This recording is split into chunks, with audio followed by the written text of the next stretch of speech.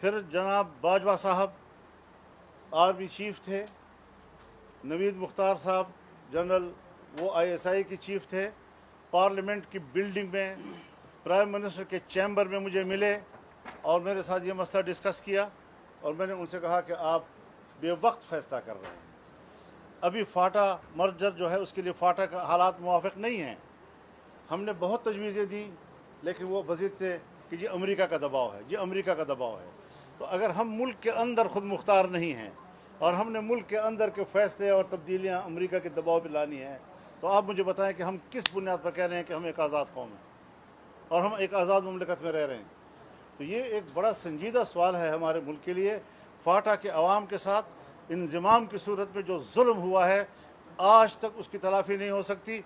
इस वक्त तक उनको 800 अरब रुपए मिलने चाहिए थे, 800 अरब, और अभी 100 अरब मुश्किल से उनको पूरे हुए हैं। 8 साल के बाद हर साल उनको 100 अरब मिलने थे। तो इस फाटा के अवाम ने क्या जुर्म किया है? फाटा के अवाम ने तो मुल्क का दिफा किया है। वो आपका एक सरहदी दिफा का किरदार अदा करते रहे हैं। इसलिए इन इज्तिमाआत से और सेमिनारों से कुछ नहीं होगा। अपनी गलती का एतराफ़ करें, कहें कि हमने फाटा के अवाम के साथ जुल्म किया था, हमने जबर किया था। और मैं चैलेंज करता हूँ, आज भी स्टेट को भी चैलेंज करता हूँ, गवर्नमेंट को भी चैलेंज करता हूँ कि फिर फाटा के अंदर लाएं रेफरेंडम को और आवाम से पूछे कि अवाम क्या चाहते हैं। ज़बरदस्ती हम दुनिया में कौमों पे जबर कर रहे हैं और ज़बरदस्ती कर रहे हैं। तो ये जो फैसले हुए हैं हज़रत पहले सोचना चाहिए। अब बाद अज़ मर्ग वावेलों की क्या ज़रूरत है? मेरे ख्याल में मैं तो इस बयान को इस काबिल भी नहीं समझता कि इसका जवाब दूँ। मैं अपनी तौहीन समझता हूँ ऐसे लोगों की और ऐसे लोगों के बयानात की। मेरे नज़दीक ऐसे बयान की कोई हैसियत नहीं है।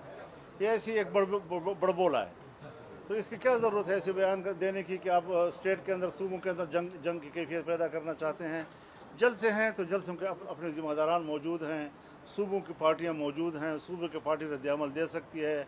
जिस सूबे में होता है, आप अगर ताकत का मुजाहरा करना चाहते हैं तो अपने सूबे में करें, लेकिन अगर दूसरे सूबे में आप करते हैं और वहाँ गवर्नमेंट आपको इजाज़त नहीं दे रही है तो फिर इस पर सूबा को और गवर्नमेंट को क्यों तसादुम का हिस्सा बनना चाहिए?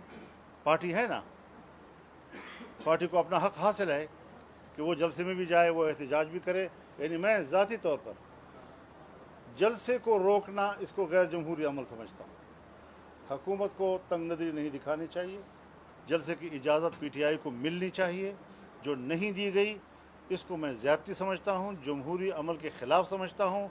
लेकिन सूबे के एक वज़ीर आला की तरफ से इस तरह का बयान जो है वो भी मुल्क के लिए बेहतर नहीं है। ये बचपना है, ये नातजुर्बाकारी है। हमारा वास्ता है तो हमारे सूबे में हमारा वोट और हमारा मैंडेट चोरी किया गया है और इनको दिया गया है, इस बात का नोटिस क्यों नहीं ले रहे वो लोग? भाई सियासी कारकुन हैं, जहाँ से जाएं जा सकते हैं, अपने जलसे में शिरकत के लिए जा सकते हैं, हमें उसके ऊपर कोई एतराज़ नहीं है। उसको रोकना, मैंने उसके आपको सामने मजम्मत किया कि ऐसा मुनासिब नहीं है, ये गैर जमहूरी रवैये हैं। लेकिन सूबे को सूबे से लड़ाना, इस किस्म की गुफ्तगू करना इस मनसब पर फायज़ होकर, मेरे ख्याल में ये उसके शाय निशान नहीं है।